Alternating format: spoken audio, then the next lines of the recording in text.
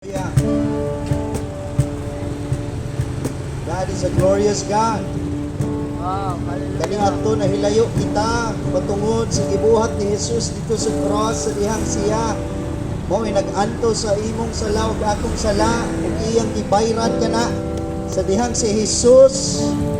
Natapos niya ang iyang kinahanglang buhaton aron kita matubos ug aron kita makaduol na sa presensya sa Dios.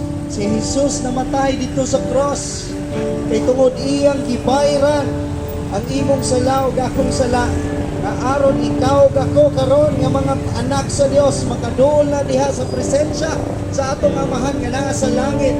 Kay ang Dios nga naa sa langit igsoon ang atong amahan. Wow. Balaan. God is holy.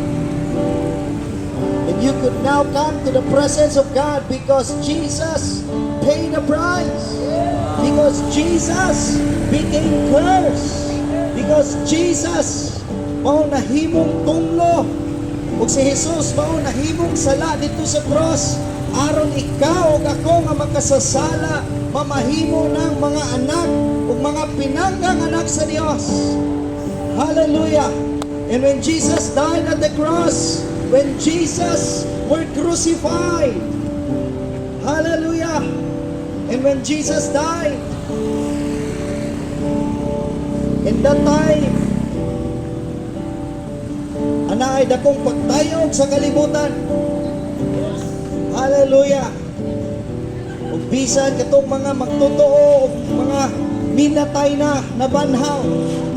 Kaya ang presensya sa Dios kaniadto isa na dito sa templo. But under the new covenant, and because of the grace of God, because of the mercy of God, the presence of God is no longer in the temple. The presence of God is no longer in Jerusalem. The presence of God is here. It's an open heaven. Sa tanan nga naay kagulanan, kalipay, kalakot, kasuko, pwede na nga makaduol diha sa presensya sa Dios. Kaya ang presensya sa Dios mao'y usab kanimo kanako. Siya mao ang Ginoo, siya ang balaan. Pero si Jesus sa dihang yari dire, mao nag-antos nga aron ikaw akong ana sa kangit ditong sala, mamahimong binasaylo na. Kaya ang dugo ni Jesus maglimpyo kanimo, mao na nga karong tagna because of Jesus Christ. Yeah. Makaduol, makasampit na kita diha kaniya. Mao na nga makadaig na kita kang Jesus, makadaig na kita sa atong amahan nga naa sa langit. Tungod ka na sa gibuhat ni Jesus, mao na ang presensya sa Dios igsoon. Is ma-access na, makaduol ka na, mao na yun sa Bible, come boldly into the throne of Christ. And the good news is, ang trono sa Dios, trono sa gugma o trono na muusab o kinabuhi, muhinlo o mupasaylo nga trono. And that is the throne of grace. Wow. And grace and truth came through Jesus Christ. Ang grasya sa Dios is mao si Jesus. Muna ka kung unsa ang imong kaagi, sala, ang binuhatan, ayaw, kahadlok ka moduol sa Dios. Kay si Jesus ang maong kapasayloan. Hallelujah. Muna igsoon nga ato maday, ato nang mapasalamatan, ato nang maday ang atong Dios nga bisan asa pa kita. Hallelujah. Mao na nga kung ang presensya sa Dios atong ituboy, ana ay restoration. Yes. Even ingon sa Salmo or Psalm 27:4, one thing have I desired of the Lord, that I will seek after, that I may dwell in the house of the Lord all the days of my life, Wow. to behold the beauty of the Lord and to inquire in His temple. Hallelujah. God is so glorious, so beautiful. Yes. But when Jesus came, sa dihang yari si Jesus, nag-antos dito sa cross, kasusama nga murag, way ganahan mo lantaw kaniya. Siya mao ang nahimong pulo. Tanang punishment was upon on Him. But Jesus, after 3 days, rose from the dead, and He is alive and glorious. And the presence of God is so beautiful. Yes. Hallelujah! God is going to restore you in beauty. Kung ang kaaway, ang devil, no, mo'y nagkontrolar sa itong kinabuhi ganiyan mo, mo'y naghugaw, mo'y naghatag ng mga tunglo, kangit-ngit, o na nga dili kita ganahan sa itong kaugalingon, o na nga naata sa kangit-ngit, o na sa sala, o na atong binuhatan, anaa diha sa hugaw, susama sa kong kinabuhi ganiyan mo. But when Jesus restored us, Yes. when Jesus paid the price at the cross, when Jesus shed His blood at the cross, when Jesus were abandoned, when Jesus were forsaken by the Father, Wow. si Jesus mo nahimong tunglo, siya mo gilatos, giluwaan, gikurunahan tunog ang ulo, and He was beaten and beaten Wow, hallelujah. and forsaken by the Father, so that ikaw, ako nga nasa salaw kangit-ngit, anay kabaguhan o kapasaylohan, aron ikaw i-restore balik diha sa beauty sa Ginoo. God is glorious, God is able, kamahana ng atong Dios, manuluyon si Jesus. He is our good God, He is a mighty God. Wow. Hallelujah. Yeah. Come on, church. Worship Him. God is so glorious. Wow, hallelujah.